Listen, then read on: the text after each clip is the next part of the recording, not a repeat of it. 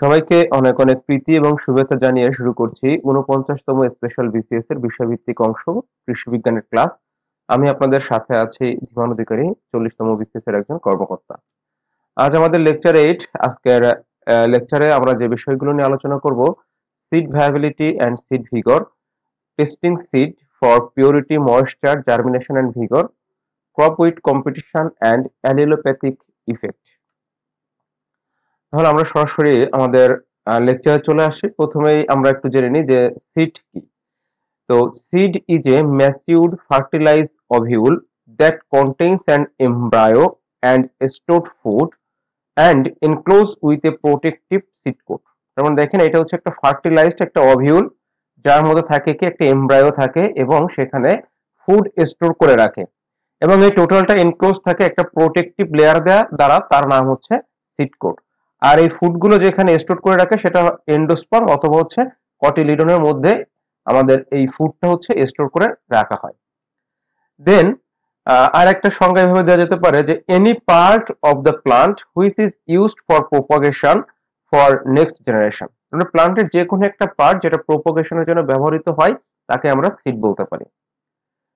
Then 90% of all cultivated seed are cereal grain which provide the greatest source of carbohydrate। তার মানে আমরা এটা আগে থেকেই জানি যে সিরিয়াল যে গ্রেন গুলো আছে সেগুলো কার্বোহাইড্রেটের একটা বড় সোর্স হিসেবে কাজ করে। তো এখানে বলা হচ্ছে 90% of cultivated seed are cereal grain which provide the greatest source of carbohydrate।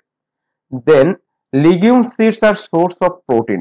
Legume জাতীয় যে সিড গুলো আছে এগুলো হচ্ছে সোর্স অফ প্রোটিন। দু একটা উদাহরণ দেওয়া হচ্ছে যে লেন্টিলে 21.5% প্রোটিন থাকে, সয়াবিনে থাকে অনেক বেশি, সেটা হচ্ছে 43.2% প্রোটিন।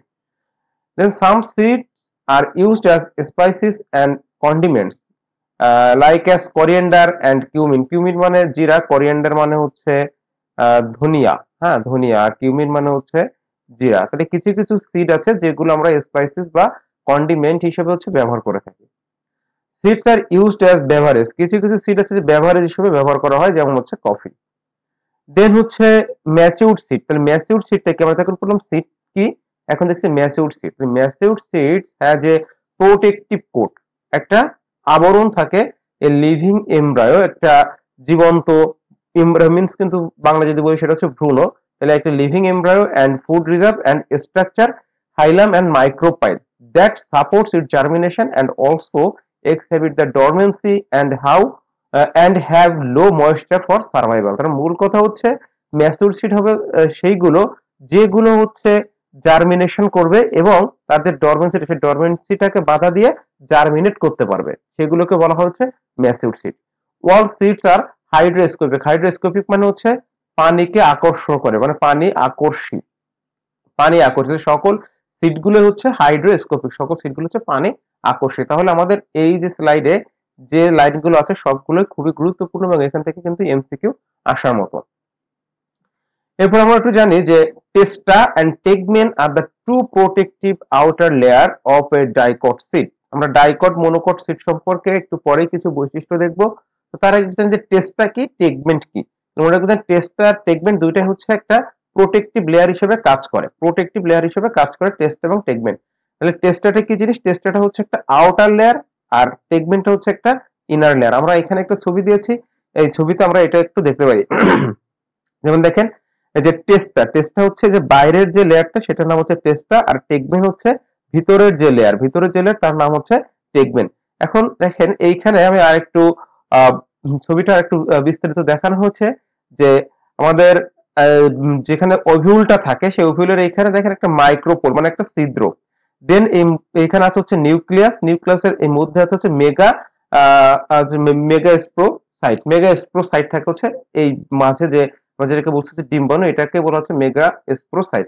এই মেগা স্প্রোসাইটের পাশ দিয়ে দেখেন একটা লেয়ার দেখা যাচ্ছে, এই যে এখানে একটা লেয়ার দেখা যাচ্ছে, এই লেয়ারটাকে বলা হচ্ছে ইন্টিগুমেন্ট। ইন্টিগুমেন্ট, আর এই ইন্টিগুমেন্টের পরেই থাকে হচ্ছে এই টেগমেন্ট। তাহলে ইন্টিগুমেন্ট, তারপর থাকে টেগমেন্ট, তারপর থাকে হচ্ছে টেস্টা। তাহলে একদম বাইরের যে স্তর তার নাম হচ্ছে টেস্টা, টেস্টার পরে থাকে হচ্ছে টেগমেন্ট, আর টেগমেন্টের পরে যেটা থাকে সেটা নাম হচ্ছে ইন্টিগুমেন্ট। তাহলে আমরা একটু এখানে সংজ্ঞাটা দেখি। The hard, tough and often colored outer layer it provides the mechanical support. তাহলে টেস্টের কাজ কি? টেস্টের কাজ হচ্ছে mechanical support and controls dormancy. আর টেগমেন্টটা হচ্ছে, এটা হচ্ছে থিনার কালারলেস ইনার লেয়ার, একটা inner layer derived from the inner integument. দেখেন কোন জায়গা থেকে আসছে, যে বললাম না যে ইন্টিগুমেন্ট থাকে, ইন্টিগুমেন্ট থেকে আমার টেগমেন্টটা তৈরি হয়। এর কাজ কি? Water absorption and gas exchange for germination. তাহলে জার্মিনেশনের জন্য ওয়াটার অ্যাবজর্পশন এবং হচ্ছে গ্যাস এক্সচেঞ্জ করাটা হচ্ছে টেগমেন্টের কাজ। আর টেস্টের কাজ হচ্ছে একটা মেকানিক্যাল প্রোটেকশন দেওয়া। এবার এসেছে এমব্রায়ো। এমব্রায়োর মধ্যে কি কি থাকে? তিনটা জিনিস থাকে, একটা হচ্ছে রেডিকেল, একটা প্লুমল, আর একটা হচ্ছে কটিলিডন। আমরা যেখানে বললাম যে আমাদের যে ফুডটা, সিডের যে ফুড, সেই ফুডটা হচ্ছে রিজার্ভ করে রাখে এই কটিলিডন অথবা হচ্ছে এন্ডোস্পার্ম। তাইলে আমার এমব্রায়োর মধ্যে থাকে হচ্ছে রেডিকাল। রেডিকালটা কাকে বলে? যেখান থেকে আমার রুট উৎপন্ন হয়, সেটা হচ্ছে রেডিকাল। আর এই যে আর এর রেডিকাল, আর হচ্ছে রুট। আর মনে করুন যে প্লুমলটা কি? প্লুমল হচ্ছে যেখান থেকে শুট তৈরি হয়, সেটার নাম হচ্ছে প্লুমল। আর কটিলিডন, কটিলিডন হচ্ছে যেটা act as the storage or photosynthetic organs, মানে যের মধ্যে হচ্ছে আমার ফুড স্টোর করে রাখা হয়, সেটা নাম হচ্ছে কটিলিডন। তার মানে দেখেন এই একটা কটিলিডন, এই একটা কটিলিডন। তাহলে ডাইকট সিটের ক্ষেত্রে কটিলিডনটা ইজিলি হচ্ছে বোঝা যায়। আর এখানে আমরা দেখলাম যে রেডিকাল, যেখান থেকে আমার রুট তৈরি হয়, এটা হচ্ছে রেডিকাল। আর শুট তৈরি হয় সেটার নাম হচ্ছে প্লুমল। আর এপিকোটাইল আর হাইপোকোটাইল, এটা আমাদের পরবর্তীতে আর একটা ক্লিয়ার একটা ইমেজ আছে, সেখান থেকে আমরা এই দুইটা বোঝার চেষ্টা করব। তো এবার আমরা classification of seed. Classification of সিডটা হচ্ছে বিভিন্ন অ্যাঙ্গেল থেকে এটাকে বিভিন্ন ভাগে ভাগ করা যায়। তো আমরা প্রথমটা দেখি যে বেসড অন নাম্বার অফ কটিলিডন। তাহলে কটিলিডনের উপর ভিত্তি করে এটাকে দুইটা ভাগে ভাগ করা যায়, একটা হচ্ছে মনোকট সিড আর একটা হচ্ছে ডাইকট সিড। তার মানে একবীজপত্রী আর একটা হচ্ছে দ্বিবীজপত্রী। তো আমাদের হচ্ছে পরীক্ষাতে এভাবে আসতে পারে যে নিচের কোনটি মনোকট সিড অথবা হচ্ছে কোনটি ডাইকট সিড। তো আমরা এভাবে একটু মনে রাখতে পারি যে মনোকট সিডের যে বৈশিষ্ট্যগুলো। হ্যাঁ, প্রথমে দেখি যে মনোকট মনোকট সিডের যে বৈশিষ্ট্য, দেখেন আমরা তিনটা বৈশিষ্ট্য এখান থেকে পড়তে পারি। যে এদের হচ্ছে গুচ্ছমূল থাকে। হ্যাঁ, গুচ্ছমূল, আমরা তো আশা করি যে গুচ্ছমূলটা বুঝি। গুচ্ছমূল হচ্ছে আহ যেটা হচ্ছে মূল মাটির গভীরে যায় না। হ্যাঁ, মাটির গভীরে যদি না যায় সেটাকে বলা হচ্ছে গুচ্ছমূল। যেমন দেখেন আপনি ধান গাছের যদি মূল দেখেন, তো ধান গাছের মূলগুলো কেমন, যে একটা জায়গায় করে গুচ্ছ আকারে থাকে, এটা হচ্ছে গুচ্ছমূল। এর 2 নম্বর বৈশিষ্ট্য হচ্ছে পাতার শিরাবিন্যাস।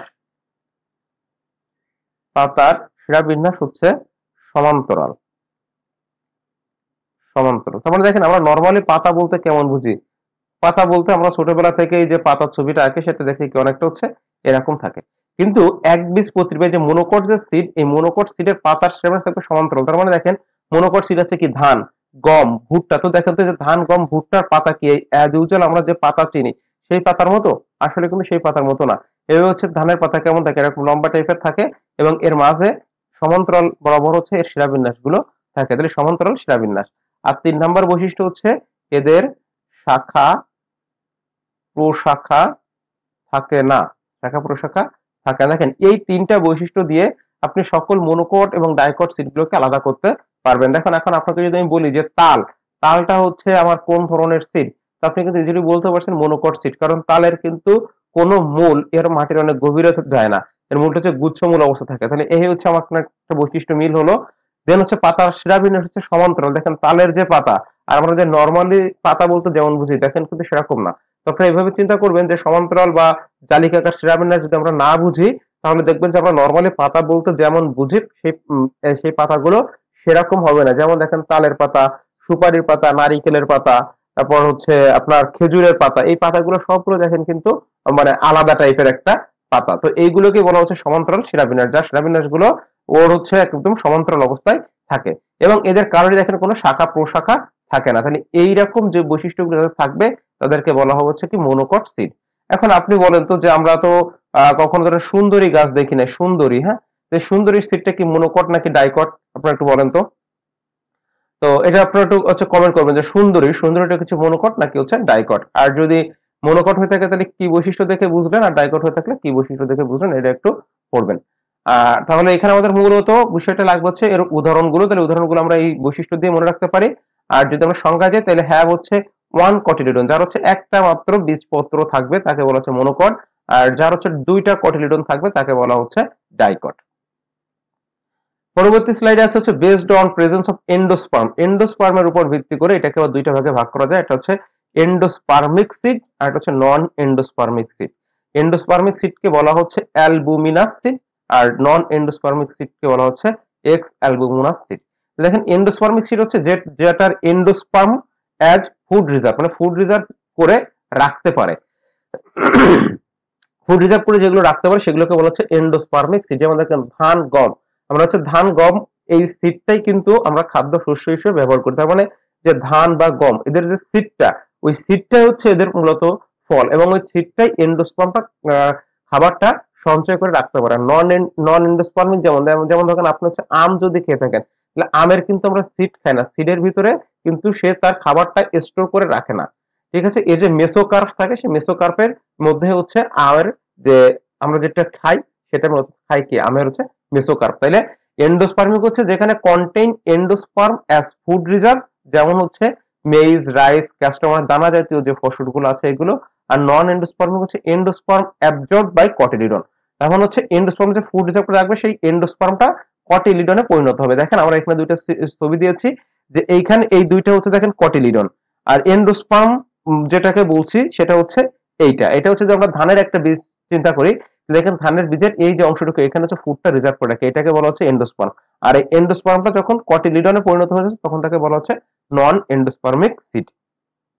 এরপর দেখেন আমরা আসি যে এপিজিয়াল এবং হচ্ছে হাইপোজিয়াল, অথবা হচ্ছে হাইপোকোটাইল, এর আগে ছিল হাইপোকোটাইল এবং এপিকোটাইল।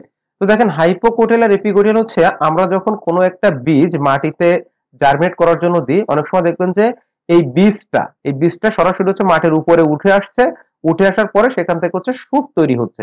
তো যদি হচ্ছে বীজটা সরাসরি মাটির উপরে উঠে আসে তখন তাকে বলা হচ্ছে হাইপোকোটাইল, আর এই বীজটা যদি নিচে থাকে তখন তাকে বলা হচ্ছে এপিকোটাইল। তো এটা হচ্ছে আমরা সহজে বোঝার জন্য এভাবে হচ্ছে বলতে পারি, যখন আমরা জার্মিনেট দিচ্ছি তখন হচ্ছে এই যে এর যে রেডিকাল, দেখেন রেডিকালটা উপরে উঠে আসছে, এর সাথে এই যে বীজটা ছিল এই বীজের হচ্ছে যে রেডিকাল, সেই রেডিকালটা উপরে উঠে আসছে তখন হচ্ছে হাইপোকোটাইল। আর যখন হচ্ছে বীজের দেখেন রেডিকাল না, এটা হচ্ছে প্লুমুলটা উপরে উঠে আসছে তখন তাকে বলা হচ্ছে এপিকোটাইল। বেসড অন ডরমেন্সি, ডরমেন্সির উপর বেস করে এটাকে আবার দুইটা ভাগে ভাগ করা যায়, হচ্ছে অর্থোডক্স সিড আর সে রিক্যালসিট্রান্ট সিড। অর্থোডক্স সিড হচ্ছে যে সিডগুলো আমার ড্রাইং কন্ডিশন, মানে শুকনো অবস্থা এবং কম তাপমাত্রায় স্টোর করে রাখা যায়, তাহলে can tolerate drying and low temperature store for long, অনেক দিনের জন্য স্টোর করে রাখা যায়, এবং এগুলো হচ্ছে শুকনো করে, মানে শুকনো অবস্থা এবং লো টেম্পারেচার হচ্ছে সহ্য করতে পারে, তাদেরকে বলা হচ্ছে অর্থোডক্স সিড। অর্থোডক্স সিড গুলো হচ্ছে মূলত দানা জাতীয় যে ফসল, যেমন wheat, rice, maids, jute, soybean, এইগুলোকে দেখেন বছরের পর বছর কিন্তু স্টোর করে রাখা যায়। যেমন ধান, গম এগুলো কিন্তু কয়েক বছর ধরে স্টোর করে রাখা যায়, এই জন্য এগুলোকে বলা হচ্ছে অর্থোডক্স সিড। এবং এগুলোকে ধান যখন স্টোর করা হয় এগুলোকে রোদে শুকানো হয়, রোদে শুকায় তারপরে এটাকে হচ্ছে স্টোর করে রাখা হয়। তাহলে দেখেন এটা ড্রাইং কন্ডিশন সহ্য করতে পারে, লো টেম্পারেচার সহ্য করতে পারে, এই জন্য এগুলোকে বলা হচ্ছে অর্থোডক্স সিড। তাহলে আমরা দেখি যে রিক্যালসিট্রান্ট সিড কোনগুলো, যে সিডগুলো হচ্ছে ক্যান নট টলারেট ড্রাইং এবং লস ভায়াবিলিটি কুইকলি। তার মানে এই যে সিডগুলোকে আপনি দীর্ঘ সময় ধরে এগুলোকে স্টোর করে রাখা যায় না, এবং যারা হচ্ছে ড্রাইং কন্ডিশনটা সহ্য করতে পারে না তাদেরকে বলা হয় রিক্যালসিট্রান্ট সিড, যেমন হচ্ছে ম্যাঙ্গো, কোকোনাট, জ্যাকফ্রুট, টি, কফি এইগুলো। দেন বেসড অন লংজিভিটির উপর ভিত্তি করে তিনটা ভাগে ভাগ করা যায়, একটা হচ্ছে মাইক্রোবায়োটিক সিড, মেসোবায়োটিক সিড আর হচ্ছে ম্যাক্রোবায়োটিক সিড। মাইক্রোবায়োটিক মানে যেটা হচ্ছে কম সময়, নর্মাল হচ্ছে 3 ইয়ার্স, লেস দেন 3 ইয়ার্স যেটাকে আমরা স্টোর করে রাখতে পারি সেগুলোকে বলা হয় মাইক্রোবায়োটিক সিড। মেসোবায়োটিক হচ্ছে যেগুলো 3 থেকে 15 বছর, 3 থেকে 15 ইয়ার্স যেগুলোকে স্টোর করে রাখা যায় বা লংজিভিটি থাকে সেগুলোকে বলা হচ্ছে মেসোবায়োটিক। এবং ম্যাক্রোবায়োটিক হচ্ছে যেগুলো লংজিভিটি অনেক বছর পর্যন্ত থাকে, 15 থেকে 100 বছর পর্যন্ত যেগুলো লংজিভিটি থেকে থাকে। তাহলে এটাকে বলেছে ম্যাক্রোবায়োটিক। এখন হচ্ছে সিডের লংজিভিটি মানে সিডের যে ডরমেন্ট অবস্থা, সেই অবস্থার পরে সেটাকে যখন আমরা জার্মিনেট করতে পারি সেটাকে বলা হচ্ছে মাইক্রোবায়োটিক, মেসোবায়োটিক এবং ম্যাক্রোবায়োটিক। তাহলে মাইক্রোবায়োটিকের যে সিডগুলো আছে আপনার হচ্ছে 3 বছরের কম সময় পর্যন্ত এর লংজিভিটিটা থাকে। মেসোবায়োটিক হচ্ছে নরমালি আমি এখানে বলছি স্টোর করা, ঠিক স্টোর করা মানে আমি যদি এটাকে স্টোর করে রাখি তাহলে এর যে ভায়াবিলিটিটা থাকে হচ্ছে 3 বছরের কম সময় ধরে। মেসোবায়োটিকের যেটা এর ভায়াবিলিটি থাকে 3 থেকে 15 বছর, এবং ম্যাক্রোবায়োটিকের যে ভায়াবিলিটি সেটা থাকে 15 থেকে 100 বছর। এবং এর উদাহরণগুলো হচ্ছে পড়বেন। এরপর খুবই গুরুত্বপূর্ণ যে টপিকসটা সেটা হচ্ছে সিড কোয়ালিটি এবং হচ্ছে কোয়ালিটি সিড। দেখেন আমি একটু আগে আপনাদেরকে বাংলাতে বুঝাই। সিড কোয়ালিটি হচ্ছে একটা ভালো সিডের কি কি বৈশিষ্ট্য থাকবে সেটার নাম হচ্ছে সিড কোয়ালিটি। যেমন ধরেন জার্মিনেশন পার্সেন্টেজ ভালো থাকবে, তার হচ্ছে ভিগর, ভায়াবিলিটি এগুলো হচ্ছে ঠিক থাকবে। এগুলো যদি ঠিক থাকে তাহলে মানে এগুলোকে বলা হচ্ছে সিড কোয়ালিটি। আর যে সিডের এই এই প্যারামিটার গুলো ঠিক থাকবে তাদেরকে বলা হচ্ছে কোয়ালিটি সিড। তাহলে সিড কোয়ালিটিটা হচ্ছে কিছু প্যারামিটার যেটা দিয়ে সিডটা ভালো নাকি খারাপ এটা নির্ণয় করা হয়, সেটাকে বলছে সিড কোয়ালিটি। আর যখন এই প্যারামিটার গুলো সঠিক অবস্থায় থাকবে তখন তাকে বলা হচ্ছে কোয়ালিটি সিড।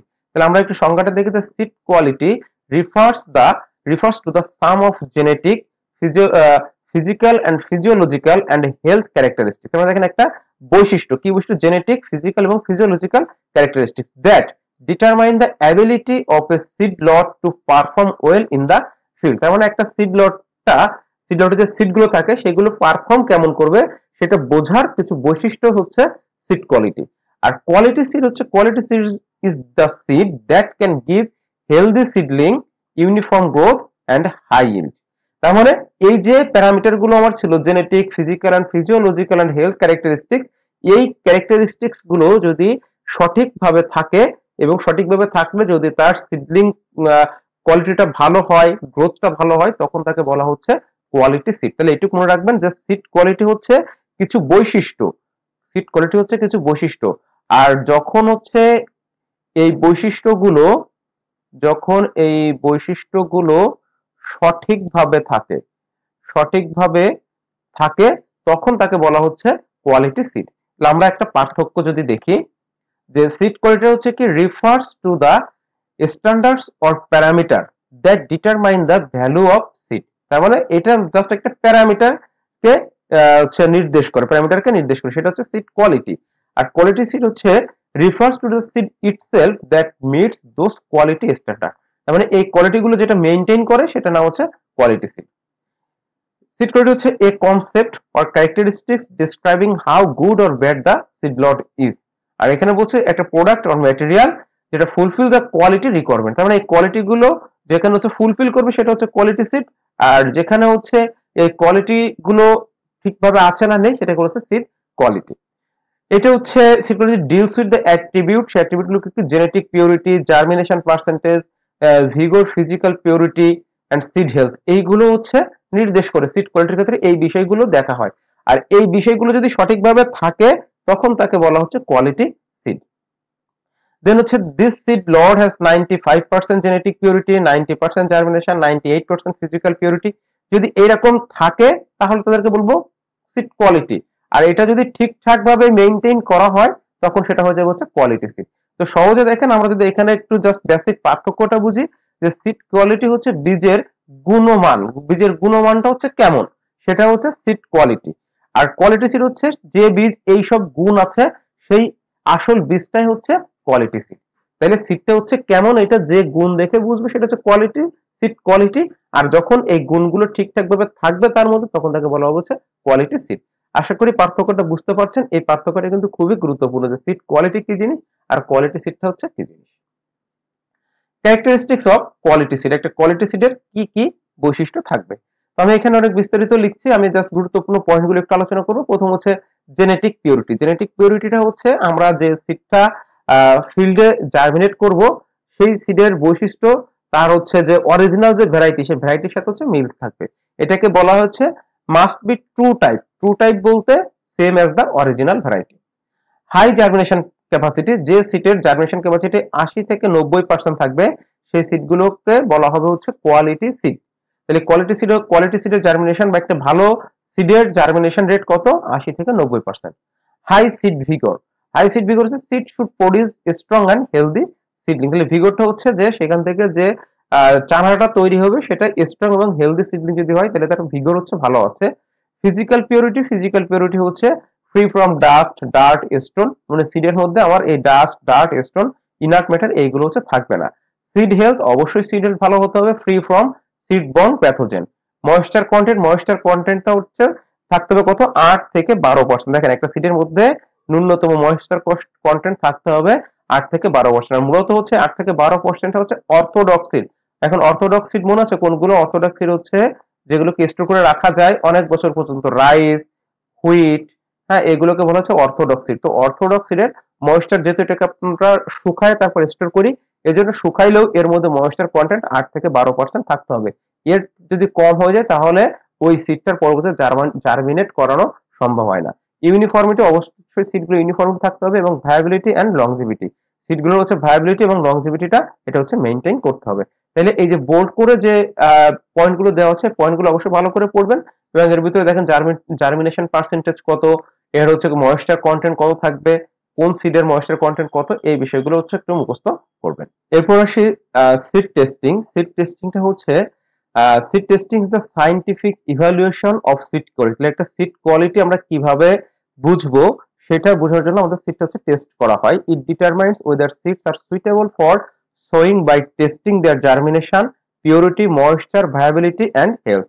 তাহলে সিড টেস্টিং এর মাধ্যমে তার জার্মিনেশন, পিউরিটি, ময়েশ্চার, ভায়াবিলিটি এবং হেলথ এগুলো হচ্ছে ডিটারমাইন করা হয়। Objective of seed testing, seed টেস্টিংটা কেন কি কি উদ্দেশ্যে করা হয়, যে এর সিড কোয়ালিটি বিফোর সোয়িং, মানে এর সোয়িং এর আগে এর সিড কোয়ালিটিটা বোঝা যাবে। To identify the seed quality problems, এর কি কি সমস্যাগুলো আছে। To help farmers select high yielding and healthy seed, এই সিড টেস্টিং এর মাধ্যমে ফার্মার হচ্ছে হাই ইল্ডিং সিড এবং হচ্ছে হেলদি সিড এটা আইডেন্টিফাই করতে পারবে।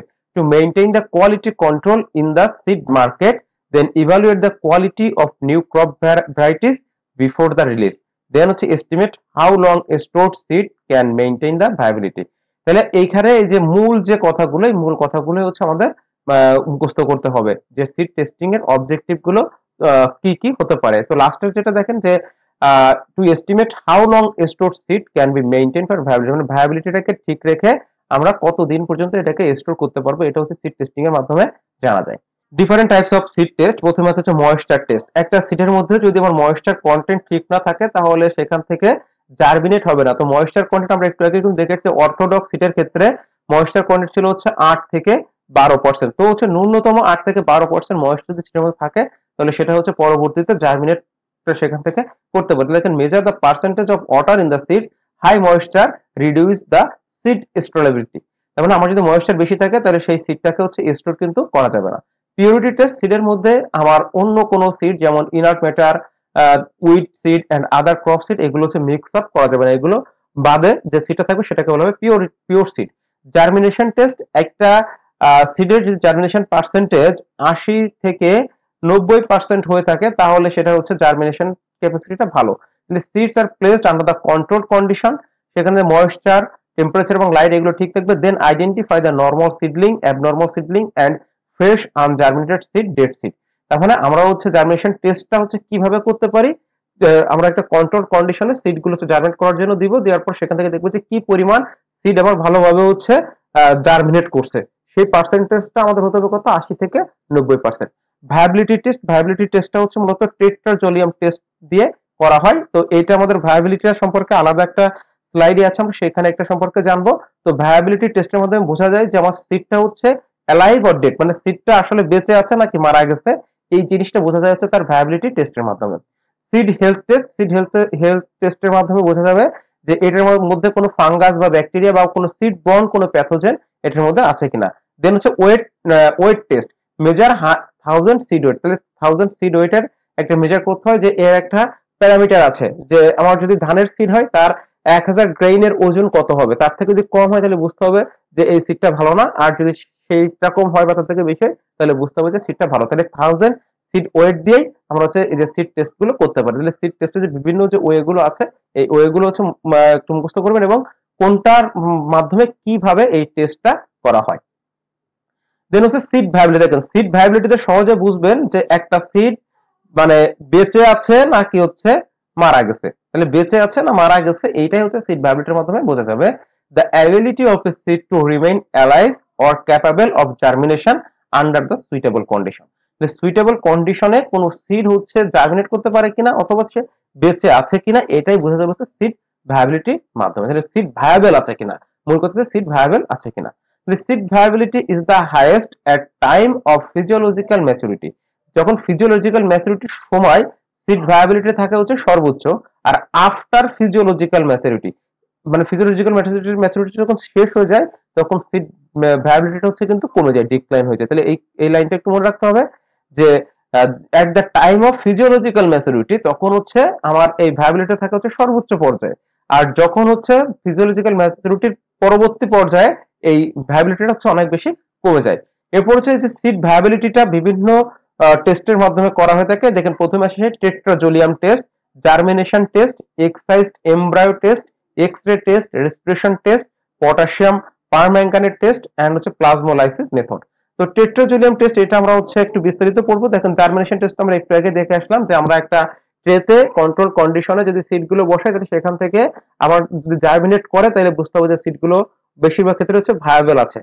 আর এক্সাইজড এমব্রায়ো হচ্ছে, দেখেন এক্সাইজড এমব্রায়ো মানে এমব্রায়োটা আলাদা করতে হবে, হ্যাঁ এমব্রায়োটা, এগুলো জাস্ট আমরা একটু জেনে রাখি, অত বেশি গুরুত্বপূর্ণ। এমব্রায়োটা হচ্ছে আলাদা আলাদা করে টেস্ট করতে হবে। তার মানে এমব্রায়োটা আলাদা করব, করে এখন একটা কন্ট্রোল কন্ডিশনে শুধু এমব্রায়ো থেকে দেখবো যে শুট রুট এগুলো বের হচ্ছে কিনা। যদি বের হয় তাহলে সেটা বুঝবো যে seed viability. X-ray test, x-ray টেস্টের মাধ্যমে হচ্ছে সিডের যে রেডিক্যাল, সিডের যে ফুলমুল এটা হচ্ছে ইজিলি বোঝা যায় এক্স-রে টেস্টের মাধ্যমে। মানে এক্স-রে রশ্মিটা ফেললে ও রেডিক্যাল ফুলমুল এগুলো হচ্ছে দেখা যায়। রেসপিরেশন টেস্ট, রেসপিরেশন টেস্ট হচ্ছে যদি সিডটা হচ্ছে জীবিত থাকে, যদি সিডটা জীবিত থাকে তাহলে সেখান থেকে কি কার্বন ডাই অক্সাইড নির্গত হবে, মানে রেসপিরেশন হবে। যদি হচ্ছে সিডটা জীবিত থাকে তাহলে কার্বন ডাই অক্সাইড নির্গত হবে, আর যদি সিডটা যদি মারা যায় তাহলে কার্বন ডাই অক্সাইড হচ্ছে আবার নির্গত হবে না। এটা হচ্ছে respiration test. Potassium permanganate method হচ্ছে আমরা যদি পটাশিয়াম পারম্যাঙ্গানেটটা সিডের সাথে মিশাই তাহলে সিড যদি ভায়াবল থাকে তাহলে সেখানে একটা কালার হবে, আর না থাকলে অন্য কালার হবে। প্লাজমোলাইসিস মেথড, প্লাজমোলাইসিস মেথড হচ্ছে সিডের মধ্যে সিডের মধ্যে আমরা হচ্ছে সোডিয়াম ক্লোরাইডের একটা দ্রবণ, হ্যাঁ দ্রবণের মধ্যে একটা দ্রবণ দিব, সিডের মধ্যে সোডিয়াম ক্লোরাইডের একটা দ্রবণ দিব, দিলে এখানে আমার মূলত কি হবে যে অভিস্রবণ প্রক্রিয়াটা হবে। অভিস্রবণ প্রক্রিয়ার মাধ্যমে সিডের মধ্যে যে এর যে প্রোটোপ্লাজম আছে, প্রোটোপ্লাজমটা সিডের যে ঝিল্লি, ঝিল্লি থেকে হচ্ছে আলাদা হয়ে যাবে। তাহলে এটা শুধুমাত্র অভিস্রবণ প্রক্রিয়াটা হয় কিন্তু হচ্ছে জীবিত সেলে, হ্যাঁ জীবিত যদি থাকে তাহলেই আমার হচ্ছে এই প্লাজমোলাইসিস মানে যে প্রোটোপ্লাজম, এই প্রোটোপ্লাজমটা হচ্ছে ঝিল্লি থেকে হচ্ছে আলাদা হয়ে যাবে, এটাকে বলা হচ্ছে প্লাজমোলাইসিস মেথড। যেমন আমরা সিডটাকে একটা সোডিয়াম ক্লোরাইড দ্রবণের ভিতরে দিব, দ্রবণের ভিতরে দেওয়ার পরে অভিস্রবণ প্রক্রিয়ার মাধ্যমে কি হবে, ওই যে প্লাজমোলাইসিস মানে প্লাজমোলাইসিসের মাধ্যমে প্রোটোপ্লাজমটা সংকুচিত হবে, সংকুচিত হলে ওর যে ঝিল্লিটা, ওই ঝিল্লিটা হচ্ছে আলাদা হয়ে যাবে। প্রোটোপ্লাজম এবং ঝিল্লি দুটো যখন আলাদা হয়ে যাবে তখন সেটাকে বলবো কি যে এটা হচ্ছে জীবিত সিড, মানে সিডটা হচ্ছে ভায়াবল অবস্থায় আছে। কারণ অভিস্রবণটা শুধুমাত্র হয় কোথায়, সেটা হয় শুধুমাত্র হচ্ছে জীবিত কোনো সেলের ক্ষেত্রে বা জীবিত কোনো সিডের ক্ষেত্রে। আর যদি এই প্রোটোপ্লাজমটা এর ঝিল্লি থেকে আলাদা না হয় তাহলে বুঝতে হবে যে সিডটা হচ্ছে ডেড অবস্থায় আছে। তাহলে এই টেস্টগুলোর মাধ্যমে সিড ভায়াবিলিটিটা ভালো করে বোঝা যায়। তো আমরা এখানে টেট্রাজোলিয়াম যে টেস্ট আছে এটা আমরা একটু বিস্তারিত দেখি। টেট্রাজোলিয়াম টেস্ট এটা হচ্ছে গুরুত্বপূর্ণ। Tetrazolium test is the biochemical seed viability test. It used a colorless chemical dye called 2,3,5 triphenyl tetrazolium chloride, TTC বলা হয়। যে 2,3,5 ট্রাইফেনাইল টেট্রাজোলিয়াম ক্লোরাইড এটা কিন্তু একটা কালারলেস একটা compound, with turns red when it reacts with the living tissue in the seed. তাহলে যখন হচ্ছে আমি এই কালারলেস কেমিক্যালটা সিডের সাথে মিশাবো তখন সিডটা যদি আমার জীবিত থাকে তাহলে কালারটা হয়ে যাবে কি রেড, আর যদি এর কোনো কালার চেঞ্জ না হয় বা কোনো কালার না আসে তাহলে সেটা হচ্ছে মৃত সিড। তাহলে দেখেন এটা কিভাবে করব, যে soak in water to soften the seed, প্রথমে সিডটাকে পানিতে ভিজিয়ে রাখবো, দেন হচ্ছে এই টিটিসি মানে ট্রাইফেনাইল টেট্রাজোলিয়াম ক্লোরাইড, আপনারা একটু বলেন ট্রাইফেনাইল টেট্রাজোলিয়াম ক্লোরাইড, এটা হচ্ছে মিশাবো। যদি রেড অথবা পিঙ্ক কালার হয় তাহলে বুঝতে হবে যে আমার সিডটা হচ্ছে জীবিত, আর যদি কোনো কালার না হয় তাহলে বুঝতে হবে যে আমার সিডটা হচ্ছে মৃত। তাহলে এখানে যে কালারটা আসছে কি জন্য, due to the dehydrogenase enzyme activity, এনজাইমের অ্যাক্টিভিটির কারণে আমার এখানে কালারটা তৈরি হচ্ছে। আর যেহেতু এটা মৃত এখানে কোনো এনজাইম নাই, না থাকার কারণে এখানে হচ্ছে কালারলেস হচ্ছে। Thus, by staining patterns, we can tell if the seed is alive and capable of germination. তো এটা দেখে আমরা বলতে পারি যে আমার সিডটা হচ্ছে জার্মিনেশনের জন্য ক্যাপাবল কিনা। তাহলে অ্যাডভান্টেজ অফ টেট্রাজোলিয়াম টেস্ট, এটা হচ্ছে খুবই quick result, within 24 to 48 hours, মানে 1 থেকে 2 দিনের মধ্যেই এই রেজাল্টটা পাওয়া যায়। এটা আরো কম সময়েও পাওয়া যায়, মানে দেখা যাচ্ছে যে 8 থেকে 10 ঘন্টার মধ্যেও কিন্তু টেট্রাজোলিয়াম টেস্টের রেজাল্ট পাওয়া যায়। তাহলে এটা হচ্ছে কুইক রেজাল্ট পাওয়া যায়। ক্যান টেস্ট ডরমেন্ট সিড, তাহলে সিডটা আমার ডরমেন্ট কিনা এটা হচ্ছে এর মাধ্যমে বোঝা যাবে। Works even when seed coat is hard, তাহলে যদি সিড কোট হার্ডও থাকে, যেমন ধরেন কিছু কিছু প্লান্ট আছে, যেমন যদি আমরা ধরি যে করলার যে সিড কোট কিন্তু প্রচুর পরিমাণে শক্ত, তো এই সিড কোট যদি হার্ডও থাকে তাহলেও এই টেট্রাজোলিয়াম টেস্টের মাধ্যমে তার ভায়াবিলিটি চেক করা যায়।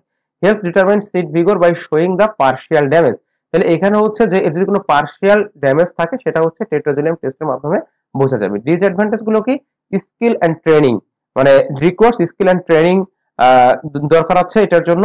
দেন does not directly measure seed germination, only viability. দেখেন সিড যদি ভায়াবল থাকে, মানে ধরেন সিড যদি জীবিত থাকে, জীবিত থাকলেই যে তার জার্মিনেশন হবে এরকম কিন্তু কোনো কথা নাই। তাহলে ভায়াবল সিডও কখনো কখনো জার্মিনেট নাও করতে পারে। এজন্য বলছে যে এটা যে জার্মিনেশন চেক করা যাবে না, মানে ভায়াবিলিটি থাকলে যে তার জার্মিনেশন হবে এটা এই টেট্রাজোলিয়াম টেস্টের মাধ্যমে শিওর হওয়া যায় না। সামটাইমস গিভস ফল পজিটিভ। ফলস পজিটিভ মানে হচ্ছে অনেক সময় দেখা যাচ্ছে কি যে এর কালারটা আসছে, মানে রেড বা পিঙ্ক কালার আসছে, কিন্তু যে সিডটা হচ্ছে ভায়াবল না, মানে মাঝে মাঝে এটা হচ্ছে একটু উল্টা পাল্টা হচ্ছে, আবার মানে যে টেস্টটা এর ফলাফলটা অন্যরকম হতে পারে, সেটাকে বলছে ফলস পজিটিভ। যে seed may strain red but still fail to produce a normal seedling. Then হচ্ছে requires special chemical and lab facilities প্রয়োজন, not suitable for very small seed. Very small seed এটা বোঝা যাবে না, কারণ যখন কালার আসে অনেক ছোট সিড হলে সেখানে কালারটা আসলে আইডেন্টিফাই করা সম্ভব হয় না। দেন আছে সিড ভিগর। দেখেন এর আগে একটা বলা হচ্ছে সিড ভায়াবিলিটি। ভায়াবিলিটি মানে এটা বাঁচা সিড, মানে জীবন্ত সিড নাকি মৃত সিড, এইটুকু বুঝবো। আর ভাই ভিগর মানে যেখান থেকে হচ্ছে আমার সিডটা হচ্ছে জার্মিনেট করতে পারে, হ্যাঁ, জার্মিনেট মানে ভালোভাবে বা জার্মিনেট করতে পারে, হ্যাঁ, ভালোভাবে জার্মিনেট করতে পারে। তাহলে দেখেন ability of a seed to germinate quickly, uniformly and produce healthy strong seedling even under the stress condition. Stress কন্ডিশনের মধ্যেও যদি কোনো সিডটা সঠিকভাবে জার্মিনেট করতে পারে তখন তাকে বলা হচ্ছে কি সিড ভিগর। তাহলে সিড ভিগরটা হচ্ছে, তাহলে ভায়াবিলিটির মাধ্যমে বুঝলাম সিডটা জীবিত না মৃত এটা, আর সিড ভিগরের মাধ্যমে বুঝলাম যে এখান থেকে যে সিডলিংটা হবে সেই সিডলিংটা ভালো হবে নাকি খারাপ হবে। Determine the potential level of activity and performance of a seedlot during the germination and seedling emergence under the wide range of field condition. তাহলে আমরা এখানে বলছিলাম যে স্ট্রেস কন্ডিশন মানে হচ্ছে যে ফিল্ড যে কন্ডিশন, এটা কিন্তু একটা স্ট্রেস কন্ডিশন। তাহলে কোন একটা সিড সেটা হচ্ছে ফিল্ড কন্ডিশনে তার পারফরম্যান্সটা কেমন হবে এটা হচ্ছে সিড ভিগরের মাধ্যমে বোঝা যায়। Two methods of seed vigour test, দুইটা মেথড হচ্ছে, একটা হচ্ছে ডিরেক্ট আর একটা হচ্ছে ইনডিরেক্ট। তো ডিরেক্ট মেথডটাকে ডিরেক্ট মেথডটাকে আমরা বলছি হচ্ছে ফিল্ড ইমার্জ টেস্ট, মানে আমরা যদি মাঠে এই সিড ভিগরটা টেস্ট করি তখন তাকে বলা হচ্ছে ডিরেক্ট টেস্ট। যেমন দেখেন this test measures the actual performance of the seeds in the field or under condition similar to the field. মানে সরাসরি আমরা মাঠে এর পারফরম্যান্স দেখবো, অথবা মাঠের মতো অন্য কোনো একটা কন্ডিশনে যদি আমরা পারফরম্যান্সটা দেখি তখন সেটাকে বলা হচ্ছে কি ডিরেক্ট টেস্ট। এখন দেখেন এখানে কি কি seedling evaluation test. Seeds are sown in the field and percentage of seedling that emerge is recorded. তাহলে আমরা মাঠে এটাকে রোপণ করব, তারপর সেখান থেকে হচ্ছে সিডলিং পার্সেন্টেজটা আমরা হচ্ছে দেখবো যে পার্সেন্টেজটা কেমন, এর মাধ্যমে আমরা ভিগর টেস্টটা করতে পারি। ব্রিক গ্রাভেল টেস্ট, তার মানে হচ্ছে ব্রিক গ্রাভেলটা হচ্ছে যে আমি এখানে একটু স্ট্রেস কন্ডিশন তৈরি করবো, ধরেন সিডের উপরে আমি ছোট ছোট যে নুড়ি পাথর বা বালি এগুলো দিয়ে রাখবো, যখন ওইটা ভেদ করে আমার সিডটা হচ্ছে জার্মিনেট হতে পারে কিনা। তারপর দেখেন আপনি নর্মালি যদি মাটি দেন, মাটিটা খুব সহজেই সে ভেদ করে চলে আসতে পারে। এখন ওই সিডলিংটা আসলে কতটা স্ট্রং এটা বোঝার জন্য এই ব্রিক গ্রাভেল টেস্টটা করা হয়, যে সিডের উপরে আপনি একটা ছোট লেয়ার নুড়ি পাথরের একটা লেয়ার দিলেন, তো যদি ওই নুড়ি পাথরের লেয়ার ঠেলে সিডটা জার্মিনেট হতে পারে তখন তাকে বলা হচ্ছে ব্রিক, মানে তখন সেই সিডটাকে বলা হচ্ছে স্ট্রং সিড। এটা হচ্ছে ব্রিক গ্রাভেল টেস্টের মাধ্যমে করা হয়। স্যান্ড টেস্টটাও ঠিক একই রকম, এবার হচ্ছে পেপার পিয়ার্সিং টেস্ট, মানে পেপারটা ভাঁজ করে ওর মধ্যে সিড দিয়ে রাখা হয়, এর মাধ্যমে হচ্ছে সিড ভিগরটা টেস্ট করা হয়। দেন আছে ইনডিরেক্ট বা laboratory vigour test. This test are done the controlled lab condition to predict the seed vigour without waiting for the field result. মানে ফিল্ড রেজাল্ট পর্যন্ত না যেয়ে আমরা যদি আগে থেকেই ল্যাবে টেস্ট করে বলতে পারি যে এর ভায়াবিলিটিটা, এর সিড ভিগরটা হচ্ছে কেমন। যেমন দেখেন বায়োকেমিক্যাল টেস্ট, এই সেই টেট্রাজোলিয়াম টেস্ট, টেট্রাজোলিয়াম টেস্ট দিয়ে আমরা বুঝতে পারতেছি যে এর জার্মিনেশন ক্যাপাসিটিটা কেমন হবে, যদিও সকল ক্ষেত্রে কিন্তু এটা ভালোভাবে বোঝা যায় না। ইলেকট্রিক্যাল কন্ডাক্টিভিটি, দেখেন ইলেকট্রিক্যাল কন্ডাক্টিভিটি হচ্ছে মূলত এখানে হচ্ছে আয়ন দ্বারা বোঝানো হচ্ছে, আয়ন, হ্যাঁ, এখানে ধরেন সোডিয়াম আয়ন, হ্যাঁ, ম্যাগনেসিয়াম আয়ন, এরপর ক্লোরিন আয়ন, এই আয়নগুলোর মাধ্যমে চেক করা হচ্ছে। তো সিডটাকে আপনি একটা কেমিক্যালের মধ্যে যদি ভিজায় রাখেন, তো সেখান থেকে যদি হচ্ছে সিডের যদি কোনো ছিদ্র থাকে সেই ছিদ্র দিয়ে আমার এই বিভিন্ন ধরনের আয়নগুলো ওই সলিউশনের মধ্যে চলে আসে, সেই সলিউশনটা চেক করলে বোঝা যাবে যে সিটের ভিগরটা কেমন। তার মানে দেখেন সিটের যদি ভিগর থাকে তাহলেই একমাত্র ওই সিট থেকে আমার এই কেমিক্যাল গুলো ওই সলিউশনের মধ্যে চলে আসবে, আর সেটা যদি ভিগর না থাকে তাহলে কেমিক্যাল গুলো আসবে না। তাহলে পরবর্তীতে ওই কেমিক্যালের হচ্ছে ইলেকট্রিক্যাল কন্ডাক্টিভিটি যদি আমি টেস্ট করি, মানে পরিমাপ করি, তাহলে পরিমাপ করে আমি বুঝতে পারবো যে আমার এই সিটটা হচ্ছে ভিগর নাকি ভিগর না। দেন হচ্ছে ফিজিওলজিক্যাল টেস্ট। ফিজিওলজিক্যাল টেস্ট হচ্ছে accelerated ageing test, core test এবং সিড জার্মিনেশন। ফিজিওলজিক্যাল মানে এটা আমি অনেক ঠান্ডাতে দিয়ে রাখলাম, ঠান্ডাতে দিয়ে রাখলে সেখানে তার সিডলিংটা গ্রো করতে পারে কিনা, হ্যাঁ, তারপরে ফিজিওলজিক্যালি সব যে মানে ফিজিওলজিক্যালি যে বিষয়গুলো থাকার কথা সেগুলো সবকিছু ঠিকঠাক থাকে কিনা, সে কোল্ড টেস্ট, হিট টেস্ট, এইগুলো ফিজিওলজিক্যাল টেস্ট। দেন হচ্ছে growth test, seedling length, dry weight measurement. তাহলে মানে একটা সিডলিং এর হচ্ছে লেন্থটা দেখতে হবে, তার ড্রাই ওয়েট কত হচ্ছে, এগুলো যদি ঠিক থাকে সেটার মাধ্যমে আমরা বুঝতে পারি যে এর ভিগরটা হচ্ছে ঠিক আছে। এবারে এক্সারশিয়ান test and enzyme test and respiration test. Respiration test আগে বলছি, এনজাইম টেস্ট মানে যদি এর ভিগরিটি ঠিক থাকে তাহলে সেখান থেকে হচ্ছে এনজাইম সিক্রেট হবে, এর মাধ্যমে হচ্ছে এর ভিগরটা টেস্ট করা যায়। তাহলে জাস্ট দেখেন আমরা যে প্রথম যে biochemical test, electrical conductivity test, এইগুলো আমরা একটু জানলে ইলেকট্রিক্যাল কন্ডাক্টিভ মনে রাখবেন যে এখানে হচ্ছে আয়নের মাধ্যমে টেস্ট করা হয়। আমি আরেকবার বলছি, ইলেকট্রিক্যাল কন্ডাক্টিভিটি হচ্ছে আমি একটা সলিউশনের মধ্যে সিটগুলো রাখবো, সেই সলিউশনে সিট থেকে যদি আয়নগুলো সলিউশনের মধ্যে বের হয়ে আসে তাহলে সেটাকে বুঝতে হবে যে তার ভিগরিটি ঠিক আছে, আর সিট থেকে যদি আয়নগুলো বের হয়ে না আসে তাহলে বুঝতে হবে তার ভিগরিটিটা ঠিক নাই। তাহলে আমাদের এখানে সব থেকে গুরুত্বপূর্ণ যেটা ছিল ডিরেক্ট যে টেস্ট ছিল তার মধ্যে ছিল হচ্ছে brick gravel test. Brick gravel test দেখেন, the brick gravel test is the stress test used to evaluate the seed vigor. It measures how well seeds are germinate and emerge through a layer of brick gravel or sand placed above them. Sand seeds with the high vigor pass through the gravel easily, while low vigor seed fail to emerge. তার মানে দেখেন যেগুলোর ভিগর ভালো সেগুলো কি গ্রাভেলটা ভেদ করে germinate হতে পারবে, আর যেগুলো হচ্ছে ভিগর কম, লো ভিগর সিড, সেগুলো কিন্তু ফেল টু জার্মিনেট হতে পারবে না। প্রসিডিওরটা হচ্ছে আমরা একটা পড়ে নেব, আমি বলে দিচ্ছি যে জাস্ট একটা বক্স নিব, বক্সের উপরে কিছু প্রথমে স্যান্ড সয়েল দিই, সেখানে আমি বীজগুলো দিব, বীজগুলো দেওয়ার পর তার উপরে হচ্ছে একটা ছোট একটা লেয়ারের হচ্ছে আমি যে বিভিন্ন যে ব্রিক গ্রেভাল আছে, মানে যে নুড়ি যে পাথরগুলো আছে ওইগুলোর উপরে বসাই দিব, বসাই দিয়ে সেখানে হচ্ছে তার ময়েশ্চারটা এবং হচ্ছে তার যে সুইটেবল টেম্পারেচার এগুলো ঠিক রাখবো, ঠিক রেখে দেখবো যে সেখান থেকে আমার সিডটা জার্মিনেট করছে কিনা। যে সিডগুলো জার্মিনেট করতে পারবে সেগুলো স্ট্রং সিড, আর যেগুলো জার্মিনেট করতে পারবে না সেগুলো হচ্ছে উইক সিড বা সেগুলো হচ্ছে ভিগরিটি নাই। দেন হচ্ছে দেখেন seedling evaluation test. Seedling evaluation টেস্টও কিন্তু হচ্ছে আমার এখানে দেখেন হচ্ছে যে ছিল এখানে সিডলিং, এই যে প্রথম যেটা ছিল যে সিডলিং ইভালুয়েশন টেস্ট। দেখেন সিডলিং ইভালুয়েশন টেস্টটা হচ্ছে যে আমি সিডলিংটাকে জাস্ট একটা জায়গায় হচ্ছে গ্রো করাবো, গ্রো করায় সেখান থেকে দেখবো যে কতগুলো সিডলিং আমার ভালোভাবে মানে কতগুলো সিড থেকে জার্মিনেট করছে আর কতগুলো থেকে জার্মিনেট করেনি, আর যেগুলো জার্মিনেট করছে সেগুলোর শুট কেমন, রুট কেমন এবং ওভারঅল যে সিডলিং যে পারফরমেন্স সেটা কেমন, সেগুলো দেখে যেটা যাচাই বাছাই করা সেটাকে বলে সিডলিং ইভালুয়েশন টেস্ট। দেখেন the seedling evaluation test measures seed vigour by the examining the growth and development of seedling under the control condition. যে কন্ট্রোল কন্ডিশনের গ্রোথ আর ডেভেলপমেন্টটা আমরা যদি বুঝতে পারি সেটাকে বলা হচ্ছে সিডলিং ইভালুয়েশন টেস্ট। তাহলে এখান থেকে আমরা কি পরিমাপ করি, মানে পরিমাপ করি root length, shoot length and overall seedling quality, এইগুলো হচ্ছে আমরা পরিমাপ করে দেখি। vigorous seed produce the long uniform healthy seedling while weak seed produce the short abnormal or stunted seedling। তাহলে এই সিডলিং ইভালুয়েশন টেস্টের উপর ভিত্তি করে সিডলিংটা আমরা দুইটা ভাগে ভাগ করতে পারি, একটা হচ্ছে নরমাল সিডলিং আর একটা হচ্ছে অ্যাবনরমাল সিডলিং। নরমাল সিডলিং কোনগুলো, যেগুলো থেকে হেলদি স্ট্রেট রুট এন্ড হচ্ছে ইরেক্ট শুট থাকে সেগুলো হচ্ছে নরমাল সিডলিং, আর অ্যাবনরমাল হচ্ছে যেগুলো ম্যালফর্ম রুট শুট এবং হচ্ছে উইক স্ট্যান্ডার্ড গ্রোথ থাকে সেগুলো হচ্ছে অ্যাবনরমাল সিডলিং। এখন নরমাল সিডলিং এর মধ্যে আবার দুই রকম আছে, একটা হচ্ছে HVNS মানে হচ্ছে হাই ভিগর নরমাল সিডলিং, আর একটা হচ্ছে লো ভিগর নরমাল সিডলিং। মানে পার্থক্য হচ্ছে একটা হচ্ছে কি দ্রুত হচ্ছে যার ভিগরিটি অনেক বেশি, সিডলিংটা দ্রুত হয়, সেটা হচ্ছে হাই ভিগর নরমাল সিডলিং, আর হচ্ছে লো ভিগর নরমাল সিডলিং যার গ্রোথ হচ্ছে একটু কম, কিন্তু দুইটাই কিন্তু নরমাল। এরপরে দেখেন আছে কতগুলো আমরা মানে কতগুলো হচ্ছে এখানে ফর্মুলা আছে, হ্যাঁ ফর্মুলা সবগুলো প্রায় একই। আমরা এখানে একটা লিখেছি যে জার্মিনেশন পার্সেন্টেজ, তাহলে জার্মিনেশন আমরা এখানে একটু লিখি যে জার্মিনেশন, হ্যাঁ জার্মিনেশন পার্সেন্টেজ আমাদের মূলত করতে হবে কি নাম্বার অফ সিড শোন, মানে আমি কতগুলো সিড হচ্ছে জার্মিনেট করার জন্য দিলাম এবং হচ্ছে নাম্বার অফ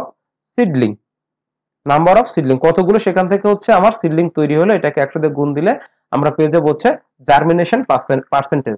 ঠিক একই রকম ভাবে আমরা এখান থেকে হচ্ছে হাই ভিগর নরমাল সিডলিং পার্সেন্টেজটাও বের করতে পারি। এটা কিভাবে বের করবো দেখেন, এটা হচ্ছে নাম্বার অফ টোটাল সিডলিং, আর এখানে যাবে হচ্ছে number of high vigour normal seedling. এটাকে যদি আমি একসাথে গুণ দিই তাহলে সেটা আমার হয়ে যাবে কি পার্সেন্টেজ।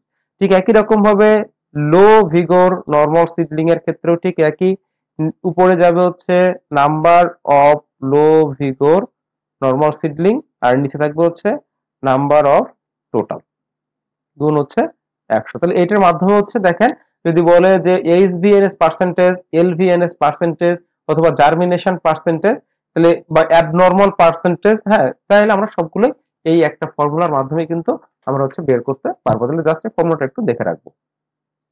এবার হচ্ছে সিড ভায়াবিলিটি আর সিড ভিগর টেস্ট, এটা আপনারা একটু পড়ে নেবেন। মূল কথা হচ্ছে ভায়াবিলিটি মানে এটা হচ্ছে ডেড অর হচ্ছে অ্যালাইভ, হ্যাঁ, এটা ডেড অর অ্যালাইভ। আর সিড ভিগর মানে এর হচ্ছে germination, germination capacity, germination capacity, হ্যাঁ, এটা হচ্ছে সিড ভিগর। তাহলে এখানে জার্মিনেশন ক্যাপাসিটি এবং এর যে সিডলিংটা আছে সেই সিডলিংটা হচ্ছে কেমন হবে, এটা হচ্ছে ভিগর দিয়ে বোঝা যাবে।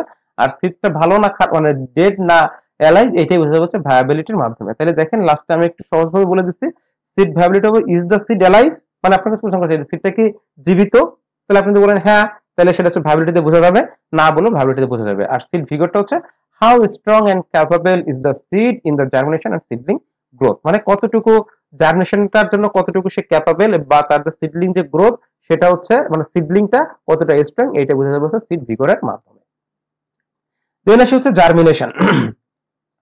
Germination is the process by which dormant seed, dormant seed মানে কি, যে সিডটা হচ্ছে ভায়াবল কিন্তু ফেভারেবল কন্ডিশন পাচ্ছে না, এজন্য সেখান থেকে জার্মিনেট করছে না, এরকম যে সিডটাকে বলা হচ্ছে কি ডরমেন্ট সিড, মানে তার জার্মিনেট করার কিন্তু সকল ক্ষমতা আছে কিন্তু ফেভারেবল কন্ডিশনের অভাবে সে জার্মিনেট করতে পারছে না, এটাকে বলা হচ্ছে ডরমেন্ট সিড। যখনই সে ফেভারেবল কন্ডিশন পাবে তখন সে জার্মিনেট করবে।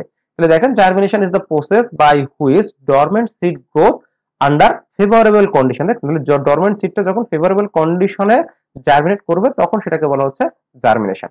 জার্মিনেশন হচ্ছে দুই প্রকার, একটা হচ্ছে এপিজিয়াল জার্মিনেশন আর একটা হচ্ছে হাইপোজিয়াল জার্মিনেশন। এটা কিন্তু আমরা আগেই পড়ে আসছি, এপিজিয়াল আর হাইপোজিয়াল। এখানে যে কটিলিডন, মানে সহজে বোঝার জন্য বলছিলাম, এই যে সিডটা, সিডটা যদি মাটির উপরে উঠে আসে তখন তাকে বলা হচ্ছে কি এপিজিয়াল, মানে এই এপিকোটাইলটা, হ্যাঁ, মানে এপিজিয়াল জার্মিনেশন। এপিজিয়াল জার্মিনেশন হচ্ছে যে হাইপোকোটাইলটা যদি থাকে, হাইপোকোটাইল থাকবে হচ্ছে মানে হাইপোকোটাইল থাকবে হচ্ছে নিচে, নিচে আর কি, হ্যাঁ, মানে হাইপোকোটাইলটাই হচ্ছে মাটির উপরে উঠে আসবে, ঠিক আছে, এই যে হাইপোকোটাইলটা মাটির উপরে উঠে আসছে, এই হাইপোকোটাইল মাটির উপরে উঠে আসলে সেটাকে বলা হচ্ছে এপিজিয়াল জার্মিনেশন। আর হাইপোজিয়াল জার্মিনেশনটা হচ্ছে যখন যে এপিকোটাইলটা উপরে উঠে আসছে। তাহলে এটা মনে রাখবেন যে এপিজিয়াল এর সাথে কিন্তু হাইপোকোটাইল, এই যে এপিজিয়াল এর সাথে আমার হাইপোকোটাইলের সম্পর্ক, আর হাইপোজিয়াল এর সাথে এপিকোটাইলের সম্পর্ক। হাইপোজিয়াল হাইপোকোটাইলটা কি, হাইপোকোটাইলটা যেখান থেকে আমার হচ্ছে শুট তৈরি হয় সেটা হচ্ছে আমার হাইপোকোটাইল। আর এপিকোটাইলটা কি, যেখান থেকে, সরি, হাইপোকোটাইল হচ্ছে যেখান থেকে আমার রুট তৈরি হয়, রুট। আর এপিকোটাইলটা হচ্ছে যেখান থেকে আমার শুট তৈরি হয়। তাইলে এপিজিয়ালটা মনে রাখবেন, যখন কটিলিডনটা উপরে থাকে, মাটির উপরে থাকে, তখন হচ্ছে এপিজিয়াল। আর কটিলিডনটা যখন মাটির নিচে থাকে তখন হচ্ছে হাইপোজিয়াল। মনে থাকবে? তাহলে চিত্রটা দেখেন, এটা হচ্ছে আমার এপিজিয়াল। তাহলে এপিজিয়ালে কি বলছি, যে যে কটিলিডন, দেখেন এই যে সিড, এটাকে বলছি কটিলিডন, কটিলিডন মাটির উপরে, সেটা হচ্ছে নাম কি এপিজিয়াল। আর এপিজিয়ালের ক্ষেত্রে কি হাইপোকোটাইলটা হচ্ছে মূলত মাটির উপরে উঠে আসে। আর হাইপোজিয়াল জার্মিনেশন, হাইপোজিয়াল জার্মিনেশনের ভিতরে দেখেন এই যে কটিলিডন, কটিলিডন দেখেন কি কোথায় আছে, মাটির নিচে আছে, আর উপরে উঠে আসছে কি এপিকোটাইলটা। তাহলে হাইপোজিয়ালে থাকে কি এপিকোটাইল, আমি এখানে লিখে দিই হাইপোজিয়াল, হাইপোজিয়ালে থাকে হচ্ছে এপিকোটাইল, এপিকোটাইল। আর এপিজিয়ালে থাকে হচ্ছে হাইপোকোটাইল, হাইপোকোটাইল। উদাহরণটা একটু দেখবেন, যেমন হচ্ছে বিন, ক্যাস্টর, লাউ, কুমড়া, এগুলো হচ্ছে এপিজিয়াল। আর হাইপোজিয়াল হচ্ছে পি, মেইজ, এগুলো হচ্ছে হাইপোজিয়াল। এটা হচ্ছে বিন, হ্যাঁ, বিন, ক্যাস্টর, এইগুলো হচ্ছে epigeal germination. Methods of testing germination, তাহলে জার্মিনেশনটা কিভাবে টেস্ট করব, তার মানে কি, যে আমি কোথাও হচ্ছে এটাকে গ্রো করাবো, গ্রো করানোর পরে দেখবো যে আমার কতগুলো সিডলিং হয়েছে, মানে জার্মিনেট করছে, আর কতগুলো জার্মিনেট করে নাই, এটার পার্সেন্টেজ দিয়ে মূলত জার্মিনেশনটা টেস্ট করা হয়ে থাকে। তো এটা মূলত হচ্ছে petri dish method, roll towel method, sand method, paper বা ফিল্টার মেথড, বা জার্মিনেশন টেস্ট তো জার্মিনেটর। তো জাস্ট আমরা এই পয়েন্টগুলো পড়ে এটা যেমন বোঝা যাচ্ছে, পেট্রি ডিশের পরে দেখা গেল আপনি 50টা সিড দিলেন, 50টা সিটের মধ্যে আপনার 40টা সিড হচ্ছে জার্মিনেট করছে আর বাকি 10টা জার্মিনেট করে নাই। তাহলে আপনি এখান থেকে পার্সেন্টেজ বের করবেন, বের করে বলবেন যে আমার সিডের পার্সেন্টেজটা হচ্ছে জার্মিনেশন পার্সেন্টেজ এত। তো আপনি তো জানেই আসছেন আগে থেকে, যদি পার্সেন্টেজ যদি আমার 80 থেকে 90 হয় তাহলে আপনার সেই সিডটাকে আমরা কি মোটামুটি ভালো সিড বলতে পারি। ঠিক একই রকম ভাবে রোল টয়েল মানে হচ্ছে একটা তাল, সেটা ভেজায় তার উপরে হচ্ছে সিড গুলো দিয়ে দেওয়া হয়, দিয়ে ওইখান থেকে ঠিক একই রকমের পার্সেন্টেজটা হচ্ছে কাউন্ট করা হয়। তো এখানে জাস্ট আপনি নামগুলো একটু মনে রাখবেন। দেন আসে গুরুত্বপূর্ণ যেটা কন্ডিশন এফেক্টিং দা সিড জার্মিনেশন, সিড জার্মিনেশনের জন্য আমার কোন কোন কন্ডিশন গুলো থাকে বা কোন কোন ফ্যাক্টর গুলো দায়ী থাকে। তো প্রথম হচ্ছে ইন্টারনাল ফ্যাক্টর। ইন্টারনাল ফ্যাক্টর হচ্ছে সিড ভায়াবিলিটি। প্রথমে তো বুঝি সিড ভায়াবিলিটি মানে একটা সিড হচ্ছে অ্যালাইভ নাকি ডেড। তাহলে যদি অ্যালাইভ হয় তাহলে সেখান থেকে অবশ্যই জার্মিনেট হবে, আর যদি অ্যালাইভ না হয় তাহলে সেখান থেকে জার্মিনেট হবে না। তাহলে সিড ভায়াবিলিটি এটা হচ্ছে একটা ফ্যাক্টর। সিড ডরমেন্সি, দেখেন সিড যদি ডরমেন্ট অবস্থায় থাকে এবং যদি সে ফেভারেবল কন্ডিশন পায় তাহলে সেখান থেকে আমার জার্মিনেশন হতে পারে, মানে সেখান থেকে জার্মিনেশন হবে। এখন সিড ডরমেন্সিটা যদি অনেক বেশি দিন হয়ে থাকে তাহলে ওই সিড ডরমেন্ট সিড থেকে আর জার্মিনেশনটা হয় না। তখন আমার হচ্ছে সেখান থেকে যে জার্মিনেশনের যে ফ্যাক্টরটা, ওই ফ্যাক্টরটা ডরমেন্সির উপরে নির্ভর করে। তো দেখেন some seeds have natural dormancy due to the hard seed coat. Hard seed কোডের কারণে সেখানে জার্মিনেট না হতে পারে। ইমম্যাচিউর এমব্রিও আর chemical inhibitor that must be broken before germination. তাহলে যদি এরকম হার্ড সিড কোড থাকে, যেমন আমি বলেছিলাম যে করোলার সিডের উপরে একটা হার্ড সিড কোড থাকে, তো ওইটাকে জার্মিনেট করতে গেলে আপনাকে কি করতে হবে, ওইটাকে একদিন পানিতে ভিজায় রাখতে হবে। ভিজায় রাখার পরে পরবর্তীতে যদি আপনি এটাকে হচ্ছে জার্মিনেটের জন্য দেন তাহলে সেখান থেকে খুব সহজে জার্মিনেশন করবে। তাহলে কিছু ন্যাচারাল ডরমেন্সি থাকে, সেই ন্যাচারাল ডরমেন্সি গুলো ব্রেক করে তারপরে হচ্ছে জার্মিনেশন দিতে হবে। সিড ভিগর, সিড ভিগর মানে এটা যে ভায়াবিলিটি, যে এখান থেকে যে সিডলিংটা বেরোবে সেটা কেমন, তাহলে strong healthy seed germinate faster and more uniform than the weak seed. Seed size and maturity, এবং সিড সাইজ যদি ঠিক থাকে তাহলে সেখান থেকে জার্মিনেশনটাও ভালো হবে। তাহলে ইন্টারনাল ফ্যাক্টরের ভিতরে আমাদের মূলত হচ্ছে এই চারটা: seed viability, seed dormancy, seed vigour and seed size and maturity. External factor কি কি আছে? এক্সটার্নাল ফ্যাক্টর মানে দেখেন ওয়াটার বা হচ্ছে ময়েশ্চার। যদি ময়েশ্চার না থাকে, মানে ফেভারেবল কন্ডিশন যদি না থাকে, তাহলে সেখান থেকে কিন্তু জার্মিনেট হবে না। তাহলে adequate water is essential for seed swelling, enzyme activation and metabolic process. দেখেন এই যে ময়েশ্চার কন্টেন্ট, এটা সবথেকে গুরুত্বপূর্ণ দরকার হচ্ছে এনজাইম অ্যাক্টিভেশন। এই এনজাইম অ্যাক্টিভেশন না হইলে কখনোই হচ্ছে সিড হচ্ছে জার্মিনেট করবে না। দেন বলেছে too much water can cause oxygen deficiency and rotten. যদি আমার ময়েশ্চার কন্টেন্ট অনেক বেশিও থাকে তাহলেও সেটা কিন্তু জার্মিনেশনের জন্য ভালো হবে না। এই জন্য আমরা বলছিলাম যে অর্থোডক্স সিডের ক্ষেত্রে ময়েশ্চার কন্টেন্ট হচ্ছে 8 থেকে 12%। যদি ময়েশ্চার কন্টেন্ট বেশি থাকে তাহলে সেখানে অক্সিজেন ডেফিসিয়েন্সি হয়ে সিডটা হচ্ছে মারা যাবে। দেন হচ্ছে অক্সিজেন। অক্সিজেন হচ্ছে seed needs oxygen for respiration. Poorly aerated soils or water logging reduce the germination. তাহলে যদি হচ্ছে আমার ওয়াটার লগিং কন্ডিশন থাকে তাহলে সেখানে কিন্তু জার্মিনেট হয় না, কারণ হচ্ছে সেখানে অক্সিজেনটা থাকে না। টেম্পারেচারটা যদি অপটিমাম থাকে তাহলে সেখানে আমার সিডের যে জার্মিনেশনটা সেটা হচ্ছে অনেক ভালো হবে। তাহলে টেম্পারেচার লাগবে মিনিমাম এবং অপটিমাম। এই অপটিমাম টেম্পারেচারটা সাধারণত ধরা হয় হচ্ছে 20 থেকে 25 ডিগ্রি সেলসিয়াসের মধ্যে থাকলে সেটা হচ্ছে ভালো। লাইট এন্ড ডার্কনেস, আমার অবশ্যই হচ্ছে সিড জার্মিনেশনের জন্য ডে লেন্থের একটা ব্যাপার আছে। Seed some seeds R ফটোব্লাস্টিক while other germinate better in darkness। যেমন দেখেন কিছু হচ্ছে আলো অবশ্যই লাগবে, যেমন হচ্ছে ল্যাটুস।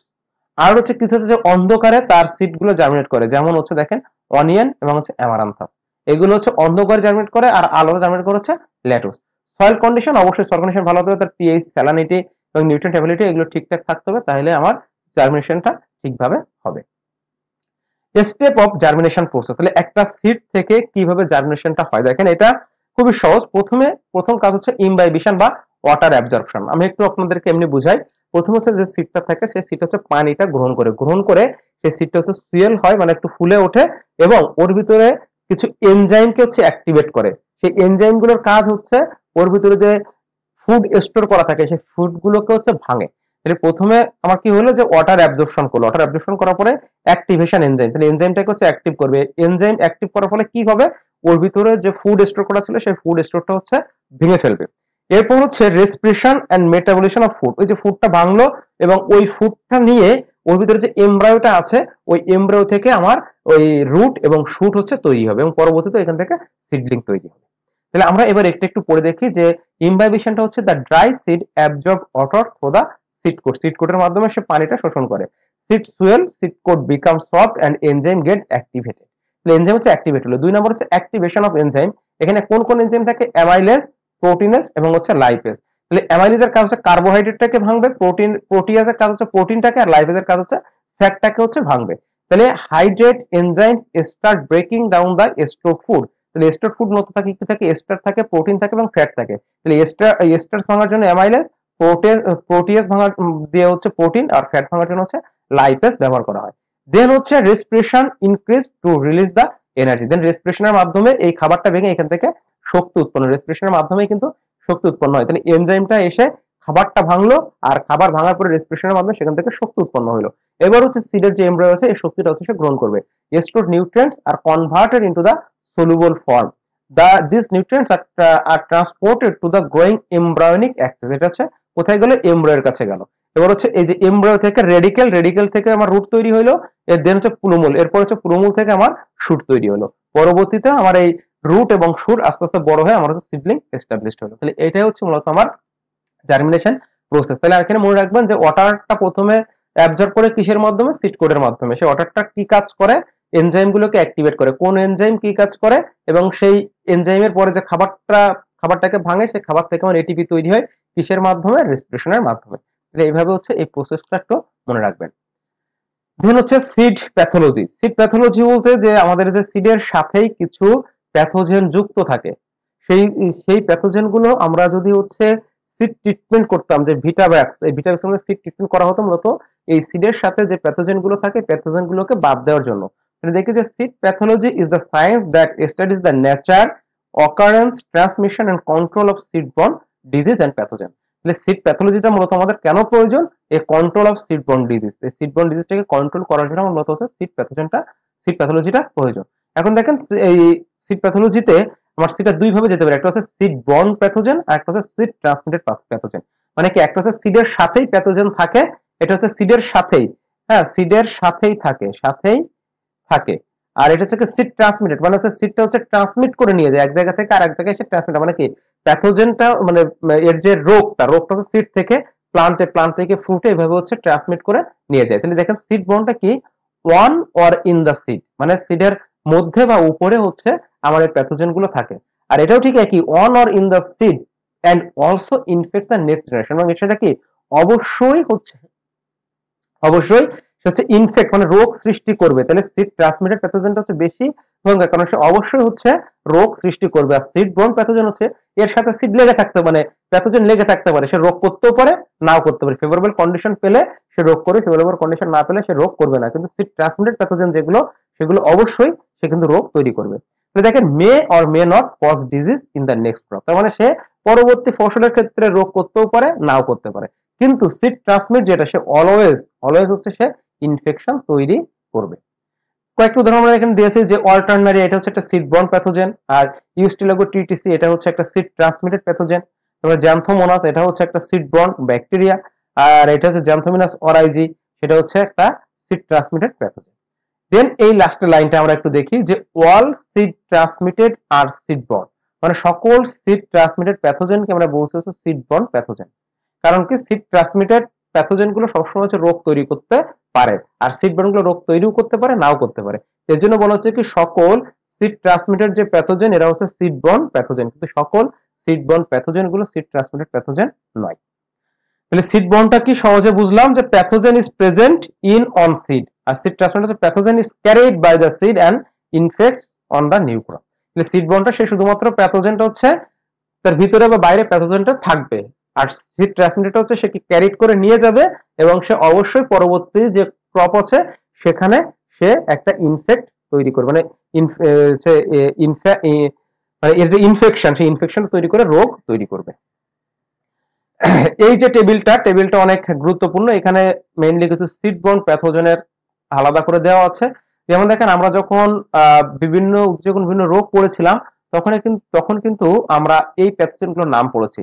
তো এই প্যাথোজেনগুলো মূলত ছড়ায় কিসের মাধ্যমে, মূলত ছড়ায় হচ্ছে সিডের মাধ্যমে। তাহলে আমরা যদি সিড ট্রিটমেন্ট করি, তাহলে আমরা এই রোগগুলো থেকে মুক্ত থাকতে পারবো। তাহলে দেখেন, কিছু ফাঙ্গাস আছে যেগুলো হচ্ছে সিড বর্ন, যেমন হচ্ছে ফিউজেরিয়াম, অ্যাসপারজিলাস, অল্টারনারিয়া, তারপর হচ্ছে বাইপোলারিস, এইগুলো হচ্ছে কিছু ফানজাই। কিছু ব্যাকটেরিয়া আছে জ্যান্থোমোনাস এবং হচ্ছে সিডোমোনাস, এগুলো হচ্ছে কিছু ব্যাকটেরিয়া। কিছু ভাইরাস আছে, tobacco mosaic virus, rice tungro virus, আর কিছু নেমাটোড আছে, যে অ্যাঙ্গুইয়ানা টিটিসি। তাইলে এইগুলো মনে রাখবেন, যে সিড বর্ন ফানজাই কোনগুলো, সিড বর্ন ব্যাকটেরিয়া কোনগুলো, সিড বর্ন ভাইরাস কারা, নেমাটোড কারা, এগুলো, এবং এরা হচ্ছে কি কি রোগ করে। আমরা অলরেডি কিন্তু জানি যে ফিউজেরিয়ামের একটা মূল কাজ হচ্ছে উইল্টিং তৈরি করা, এই যে অ্যাসপারজিলাস হচ্ছে রট তৈরি করে, হ্যাঁ, অল্টারনেরিয়া এটা হচ্ছে পাতাতে হচ্ছে যে ব্লাইট তৈরি করে, হ্যাঁ। তো এইগুলো হচ্ছে রোগের নামগুলো জানবো, এবং হচ্ছে সিড বর্ন প্যাথোজেনের মধ্যে কোনগুলো ভাইরাস কোনগুলো ব্যাকটেরিয়া সেগুলো আমরা একটু জানবো। দেন হচ্ছে সিড বর্ন যে প্যাথোজেন গুলো আছে, এর যে কন্টামিনেশন, এটা হচ্ছে তিনটি উপায়ে হয়ে থাকে। একটা হচ্ছে এক্সটার্নাল কন্টামিনেশন, ইন্টারনাল কন্টামিনেশন, আর হচ্ছে কনকমিটেন্ট কন্টামিনেশন। দেখেন, এক্সটার্নালটা হচ্ছে যখন pathogen is present on the surface of the seed. তাহলে যখন প্যাথোজেন গুলো সিডের সারফেসের উপরে থাকবে তখন তার মাধ্যমে যে রোগটা ছড়াবে সেটা হচ্ছে এক্সটার্নাল কন্টামিনেশন। ইন্টারনালটা হচ্ছে যখন সিডের মধ্যে থাকবে এর মাধ্যমে যদি কোনো রোগটা ছড়ায় সেটাকে বলা হচ্ছে ইন্টারনাল ইনফেকশন।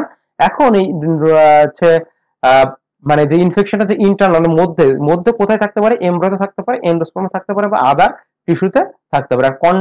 আর কনকমিটেন্ট মানে হচ্ছে মিক্সড আপ, হ্যাঁ মিক্সড মানে সিডের সাথে যদি আমার অন্যান্য বিভিন্ন কিছু সিড মিক্স থাকে, যেমন ধরেন প্লান্ট ডেব্রিস, বিভিন্ন ইনার্ট ম্যাটার, এইগুলো যদি সিডের সাথে মিক্স আপ থাকে এবং ওই ইনার্ট ম্যাটার বা প্লান্ট ডেব্রিস গুলো যদি কোনো প্যাথোজেন কন্টেইন করে তখন তাকে বলা হচ্ছে কনকমিটেন্ট কন্টামিনেশন। দেখেন the pathogen is not on the seed itself, মানে সিডে সরাসরি থাকে না, but mixed with the seed not as infected plants debris, soil particles or fungal structure. তার মানে দেখেন এটা হচ্ছে সিড, যখন সিডে নরমালি কিছু নাই মানে কোনো প্যাথোজেন নাই কিন্তু এর আশেপাশে আছে, যখনই সে সুযোগ পাচ্ছে তখন সে সিডে হচ্ছে রোগ তৈরি করছে, সেটাকে বলা হচ্ছে কনকমিটেন্ট কন্টামিনেশন। দেন আছে হচ্ছে সিড হেলথ। একটা সিড হেলথ আমরা কিভাবে বুঝবো? Seed health testing is the examination of seeds to determine the presence or absence of the seedborne pathogen. তাহলে দেখেন সিড হেলথের মাধ্যমে দেখবো যে আমাদের যে সিডে আমাদের সিডবর্ন প্যাথোজেন গুলো আছে কিনা। যদি থাকে তাহলে সেগুলোকে রিমুভ করতে হবে, যদি না থাকে তাহলে সেই সিডটা আমাদের হচ্ছে কি একটা ভিগোর সিড অথবা একটা ভায়াবল সিড হিসেবে সেটা হচ্ছে কাজ করবে। এবং দেখেন সিড হেলথটা কিসের জন্য করা হয়? Their effect on seed quality, germination and হচ্ছে ক্রপ ইল্ড। সিড হেলথ যদি ঠিক থাকে তার ইল্ড ভালো হবে, তার জার্মিনেশন ভালো হবে এবং সিড কোয়ালিটিটা হচ্ছে ভালো হবে। এর ইম্পর্টেন্স একই, quality seed production prevents epidermis caused by the seedborne disease, seed certification and quarantine, আর increase the yield and farmer profit। আমরা একটু দেখি যে methods of seed health testing, কোন কোন মেথডের মাধ্যমে আমার সিড হেলথের টেস্টিং করা হয়ে থাকে। তো এখানে দেখেন যে দুইটা আছে, এই দুইটা আমি একটু হচ্ছে কিভাবে করা হয় সেটা বর্ণনা করেছি, আর বাকিগুলো জাস্ট শুধু পয়েন্টের নামগুলো মনে রাখবেন। একটা হচ্ছে blotter method, agar plate method, wash test, seedling symptom test, indicator plant method, serological test, molecular technique and electron microscopy এর মাধ্যমে সিড হেলথ গুলো টেস্ট করা হয়। প্রথম হচ্ছে বোল্টার টেস্ট। বোল্টার টেস্ট হচ্ছে seeds are placed on the moist bolting paper, মানে পেপারের উপরে, ভেজা পেপারের উপরে আমি এগুলো সিডটাকে দিয়ে রাখি, এন্ড ইনকিউবেটেড, এবং এটাকে হচ্ছে মানে এর উপযুক্ত যে তাপমাত্রা এবং এর যে ফেভারেবল যে কন্ডিশন সেই কন্ডিশনে দিয়ে রাখলাম। তো এইখান থেকে যদি হচ্ছে আমার fungi grow out and can be identified, তাহলে আমি যদি সিডটাকে এখানে রাখি এবং উপযুক্ত টেম্পারেচার দিয়ে মানে মোটরটাকে হচ্ছে ইনকিউবেটের মাধ্যমে বিভিন্ন ব্যাকটেরিয়া, ফাঙ্গাস এইগুলো হচ্ছে গ্রো করা হয়। সিডটাকে আমরা বোল্টিং পেপারের উপর রেখে যদি ইনকিউবেটরের মধ্যে রেখে দিই তাহলে আমার বিভিন্ন প্যাথোজেনের জন্য যে উপযুক্ত টেম্পারেচার বা উপযুক্ত যে কন্ডিশন, সেই কন্ডিশন থাকবে, সেই কন্ডিশনে তখন আমার এই যে ফান্ডা যদি গ্রো করে বা কোনো ব্যাকটেরিয়া যদি গ্রো করে তখন আমি বুঝবো কি যে আমার সিডটা হচ্ছে ভালো সিড না, সিডের সাথে আমার কোনো প্যাথোজেন যুক্ত আছে। তখন আমি কি করব? তখন এটাকে হচ্ছে সিড টেস্টিং এর মাধ্যমে ওইটাকে হচ্ছে রিমুভ করব। সেরোলজিক্যাল টেস্টে মূলত বলা হচ্ছে এলিসা টেস্ট। দেখেন detect virus and some bacteria using antibodies, কিছু অ্যান্টিবডিজ এর মাধ্যমে এর এই ভাইরাস বা ব্যাকটেরিয়া এগুলোকে হচ্ছে আইডেন্টিফাই করা হয়। তো এইটাকে যখন হচ্ছে এলিসা, সেরোলজিক্যাল টেস্টটাকে বলা হচ্ছে কি এলিসা টেস্ট, এবং এর মাধ্যমে মূলত হচ্ছে এর যে ভাইরাস, মূলত হচ্ছে এলিসা টেস্টের মাধ্যমে ভাইরাসটাকেই আইডেন্টিফাই করা হয়। যদি পরীক্ষাতে আসে যে ভাইরাস আইডেন্টিফাই করা হয় কোন টেস্টের মাধ্যমে, তাহলে সেটা হচ্ছে এলিসা টেস্টের মাধ্যমে। আর বাদ বাকি যেগুলো আছে এইগুলো আসলে এরকম আলাদা কিছু না, এগুলো হচ্ছে ব্যাকটেরিয়া, ফাঙ্গাস উভয়ের ক্ষেত্রে ব্যবহার করা হয়ে থাকে। এরপর আমাদের পরবর্তী যে টপিকটা হচ্ছে ক্রপ উইড কম্পিটিশন। আমরা এই ক্লাসে ক্রপ উইড কম্পিটিশনের জাস্ট প্রিলিমিনারি কিছু কথাবার্তা গুলো জানবো, মানে একবারে বেসিক কিছু জিনিস জানবো, এবং এই ক্রপ উইড কম্পিটিশনের বাকি অংশ কিন্তু আমাদের 9 নাম্বার লেকচারের সাথে আছে, সেখানে আমরা আরেকটু বিস্তারিত আলোচনা করব। তো ক্রপ উইড কম্পিটিশন আমরা দেখি যে যখন আপনি উইড এবং ক্রপ একসাথে এক জায়গায় হয় তখন কি হয় যে উইড গুলো ক্রপের যে নিউট্রিয়েন্ট গুলো আছে, মানে ধরেন সয়েলে যে নিউট্রিয়েন্ট গুলো থাকে সেগুলো উইড দ্রুত হচ্ছে গ্রহণ করে ফেলে, ফলে ক্রপ হচ্ছে সেই নিউট্রিয়েন্ট গুলো পায় না, না পাওয়ার কারণে তার নিউট্রিয়েন্ট ডেফিসিয়েন্সির কারণে সে আস্তে আস্তে মারা যায়। এখন এই যে উইডটা যে ক্রপের সাথে কম্পিটিশন করে দ্রুত তার যে নিউট্রিয়েন্ট গুলো আছে সেগুলো হচ্ছে গ্রহণ করে নেয়, এটাকে বলা হচ্ছে যে ক্রপ উইড কম্পিটিশন। তার মানে ক্রপ আর উইডের মধ্যে যে কম্পিটিশনটা, দেখেন crop weed competition is the interaction between crop plants and weeds in which both struggle for the same essential growth resources। তার মানে কি এই উইড এবং ক্রপ দুইজনই হচ্ছে স্ট্রাগল করে এই যে নিউট্রিয়েন্ট গুলো আছে নিউট্রিয়েন্ট গুলো আপটেক করার জন্য, কিন্তু উইডটা হচ্ছে দ্রুত আপটেক করতে পারে, প্লান্ট সেটা পারে না। যেহেতু উইডটা দ্রুত আপটেক করে এর জন্য প্লান্টের মধ্যে হচ্ছে ডেফিসিয়েন্সি দেখা যায়। তো সেগুলো কি কি দেখেন, তারা মানে কোনটা নিয়ে কম্পিটিশন করে, তাদের যে nutrient, water, light, space, carbon dioxide, এইগুলো নিয়ে তারা কম্পিটিশন করে। উইড আর ক্রপের মধ্যে কম্পিটিশন হয় কি কি, nutrient, water, light, space, carbon dioxide, এবং resulting in reduce the crop growth, yield and quality. যেহেতু হচ্ছে উইড এই সবগুলো দ্রুত আপটেক করে নেয়, সেহেতু প্লান্টে এইগুলো হচ্ছে স্যাক্রিসিটি হয়, মানে সে কম পায়, কম পাওয়ার কারণে তার ইল্ড নষ্ট হয়, মানে ইল্ড কমে যায়, তার গ্রোথ কমে যায়, ফলে আলটিমেটলি হচ্ছে লস হয়। এখন উইড কেন হচ্ছে এইগুলো দ্রুত গ্রহণ করতে পারে, দেখেন weeds are stronger competitor because they grow faster, produce more seed and adapt better than crops. তারা যে কোনো পরিবেশে ক্রপের থেকে খুব সহজে অ্যাডাপ্ট করে নিতে পারে, তাদের সিড হচ্ছে অনেক বেশি পরিমাণ হয়, এবং তাদের হচ্ছে গ্রোথটা হচ্ছে কি ফাস্টার। এই দ্রুত বৃদ্ধির কারণে তারা ক্রপের থেকে তাড়াতাড়ি সব নিউট্রিয়েন্ট গুলো হচ্ছে গ্রহণ করতে পারে, এবং এই কারণে the result is always more harm to the crop than to the weed. এবং সবসময় হচ্ছে এই ক্রপটা হচ্ছে ক্ষতিগ্রস্ত হয়। দেখেন মানে কি, সবসময় হচ্ছে ভালো মানুষ যারা, এরাই কিন্তু ক্ষতিগ্রস্ত হয়। যে কোনো সিচুয়েশন দেখবেন যে ভালো তারই সমস্যা হচ্ছে, যে খারাপ তার কিন্তু সমস্যা হচ্ছে না। তো এই উইডের ক্রপের মধ্যে ক্রপটা ভালো, এজন্য তার ক্ষতির পরিমাণটা হচ্ছে ক্রপেরই হচ্ছে, উইডের কিন্তু কোনো সমস্যা হচ্ছে না। সে তাড়াতাড়ি কাড়াকাড়ি করে ক্রপের কাছ থেকে সবকিছু হচ্ছে কি নিয়ে নিচ্ছে। Factors affecting the crop weed competition. এখন এই ক্রপ উইড কম্পিটিশনের জন্য কিছু কিছু ফ্যাক্টর আছে, যেমন উইড স্পেসিস। এক একটা উইড স্পেসিস এর কম্পিটিশন লেভেল এক এক রকম। যেটা হচ্ছে intensity of the weed infestation, যেটা বললাম যে উইডের যে সিড, এটা সিড হচ্ছে অনেক বেশি পরিমাণ হয়, অনেক বেশি পরিমাণ হওয়ার কারণে এর কম্পিটিশনটা অনেক বেশি হয়। Period of weed growth. এখন দেখেন যে এই যে প্লান্ট এবং হচ্ছে উইড, এর এক একটা পিরিয়ডে, যেমন উইডের একটা পিরিয়ডে আছে মানে যখন জার্মিনেশন স্টেজ, মানে জার্মিনেশন যখন স্টেজ, তখন সে কিন্তু প্রচুর পরিমাণে নিউট্রিয়েন্ট হচ্ছে আপটেক করতে থাকে। তাহলে এই যে এক একটা স্টেজে এক একটা পিরিয়ডে তার এই আপটেকের পরিমাণ এক এক রকম থাকে। ডিউরেশন অফ কম্পিটিশন, যখন হচ্ছে ক্রপের সাথে থাকে তখন দেখবেন যে ক্রপেরও কিন্তু কি এক একটা স্টেজের নিউট্রিয়েন্টটা এক এক রকম লাগে। তো সেই ক্রপের দেখা যাচ্ছে কি যে যে স্টেজে নিউট্রিয়েন্টের পরিমাণটা বেশি লাগবে সেই স্টেজে সেই নিউট্রিয়েন্টটা পাচ্ছে না, তখন কিন্তু এই ক্রপটা ইল্ড হচ্ছে লস হতে থাকে। Soil fertility and moisture, climatic factor, biotic factors and crop management. তো এইগুলো জাস্ট মেইন কথাগুলো পড়বেন, আর এগুলো হচ্ছে জাস্ট এই ফ্যাক্টর গুলোর কারণে হচ্ছে ক্রপ এবং উইডের মধ্যে কম্পিটিশন হয়। যেমন দেখেন যে ক্লাইমেটিক ফ্যাক্টর, ক্লাইমেটিক ফ্যাক্টর যখন থাকে, যে ক্লাইমেটিক ফ্যাক্টরের মধ্যে আমার আছে, যেমন ধরেন অক্সিজেন, দেন হচ্ছে লাইট, এগুলো হচ্ছে ক্লাইমেটিক ফ্যাক্টর। তো এই ফ্যাক্টর গুলো যখন থাকে তখন ক্রপ আর উইডের মধ্যে কিন্তু কম্পিটিশনটা বেশি হয়, কারণ হচ্ছে যে উইডটা লাইট গ্রহণ করতে থাকে বা সে হচ্ছে আমার যে অক্সিজেন সেটা নিতে থাকে, তখন ক্রপ কিন্তু আলটিমেটলি কম পায়, ফলে দুজনের ভিতরে কম্পিটিশনটা পরিমাণটা হচ্ছে বাড়তে থাকে। এই যে কথাগুলো বললাম এগুলো জাস্ট এখানে একটু বিস্তারিত লিখেছি, আপনারা হচ্ছে দুইবার একটু রিডিং পড়বেন, হ্যাঁ দুইবার হচ্ছে রিডিং পড়ুন, পড়লে বিষয়গুলো হচ্ছে বুঝতে পারবেন। দেন আছে অ্যালিলোপ্যাথি। অ্যালিলোপ্যাথি ইফেক্টটা হচ্ছে দেখেন, যখন আমার ক্রপ এবং হচ্ছে উইড একসাথে হচ্ছে তখন কিছু কিছু ক্রপ থেকে কিছু কেমিক্যাল সিক্রেট হয়। এই কেমিক্যালটার কাজ হচ্ছে এই উইডটাকে হচ্ছে সাপ্রেস করা, মানে উইডের গ্রোথটাকে বাধা দেওয়া। এটাকে বলা হচ্ছে অ্যালিলোপ্যাথি। তাহলে অ্যালিলোপ্যাথির মাধ্যমে আমরা কি করতে পারি, উইডটাকে কন্ট্রোল করতে পারি। ঠিক আছে, তো allelopathy is the biological phenomenon in which one plant release chemical substances called the allelochemical. মানে যখন হচ্ছে দুইটা প্লান্ট থাকে সেখান থেকে একটা প্লান্ট কি করে, কিছু কেমিক্যাল হচ্ছে সিক্রেট করে, সেটাকে বলা হচ্ছে allelochemicals into the environment that, যেটা কি করে inhibit or stimulate the growth, development and germination of the other plants nearby. তার মানে আপনি শুধু এখানে উইড না, যে দেখা গেল যে বিভিন্ন রকমের ক্রপ যদি আপনি একসাথে লাগাই, তখন দেখা যাচ্ছে কি একটা ক্রপ কিছু অ্যালিলোকেমিক্যাল সিক্রেট করে, সেই অ্যালিলোকেমিক্যালটা যে অপর যে ক্রপটা থাকে তার জন্য ভালো হতে পারে, খারাপ হতে পারে, তবে বেশিরভাগ ক্ষেত্রেই সেটা হয় কি খারাপ হয়, তার গ্রোথ ডেভেলপমেন্ট এটাকে হচ্ছে কমায় ফেলে। The chemicals can be released through roots, leaves, stems, flowers, fruits and decomposing residues. তাহলে এই কেমিক্যাল গুলো কোন জায়গা থেকে সিক্রেট হতে পারে সেটা, it is an important factor in weed crop interaction, crop rotation and agro system management. সব থেকে গুরুত্বপূর্ণ হচ্ছে যে উইড ক্রপ ইন্টারাকশনের ক্ষেত্রে এই অ্যালিলো কেমিক্যালটা গুরুত্বপূর্ণ। কারণ কি, যে উইড আর ক্রপটা যখন একসাথে হচ্ছে তখন কিছু কিছু ক্রপ আছে যারা এই অ্যালিলো কেমিক্যাল সিক্রেট করে। এই অ্যালিলো কেমিক্যালটা উইডের যে গ্রোথটা আছে সেই গ্রোথটাকে হচ্ছে সাপ্রেস করে করে উইডটাকে কন্ট্রোল করতে সহায়তা করে। অ্যালিলো কেমিক্যাল কি কি আছে, যেমন হচ্ছে ফেনোলিক্স, অ্যালকোলয়েডস, টার্পিনয়েডস, ফ্লাভিনয়েডস, এগুলো হচ্ছে বিভিন্ন ধরনের অ্যালিলো কেমিক্যাল। আমাদের একেবারে লাস্ট আছে কি, যে অ্যালিলোপ্যাথি এবং হচ্ছে কম্পিটিশন, এই দুইটার মধ্যে পার্থক্য কি। তো দেখেন বেসিক পার্থক্য হচ্ছে অ্যালিলোপ্যাথি হচ্ছে কি একটা কেমিক্যাল সিক্রেট করবে, সিক্রেট করে উইডটাকে সাপ্রেস করবে বা অন্য একটা প্লান্টকে সাপ্রেস করবে।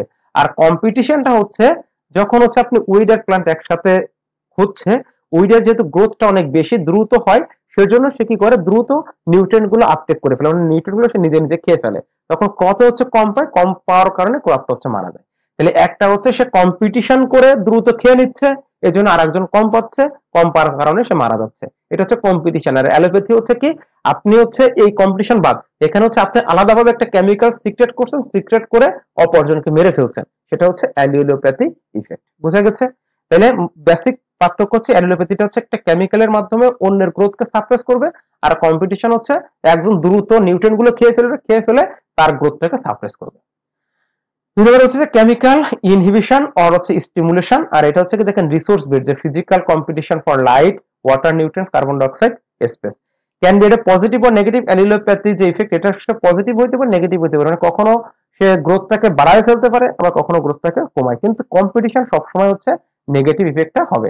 আর এটা হচ্ছে can act as the distance through the soil, leaves and residues. এটা হচ্ছে এই মানে এর এখান থেকে ডিস্টেন্সে থাকে, আর এটা হচ্ছে ডিরেক্ট মানে সরাসরি মানে কম্পিটিশনটা হচ্ছে সরাসরি থাকে। Direct proximity plants must share the same resource, তার মানে এই সরাসরি দুইজনের ভিতরে কম্পিটিশন হয়ে থাকে। আর অ্যালিলোকেমিলটা এটা হচ্ছে কিন্তু একটু কি সরাসরি না, একটু হচ্ছে ডিস্টেন্সের থেকে এই ইফেক্টটা এর উপরে কাজ করে। তাহলে এই হচ্ছে আমাদের আজকের লেকচার এই পর্যন্তই ছিল।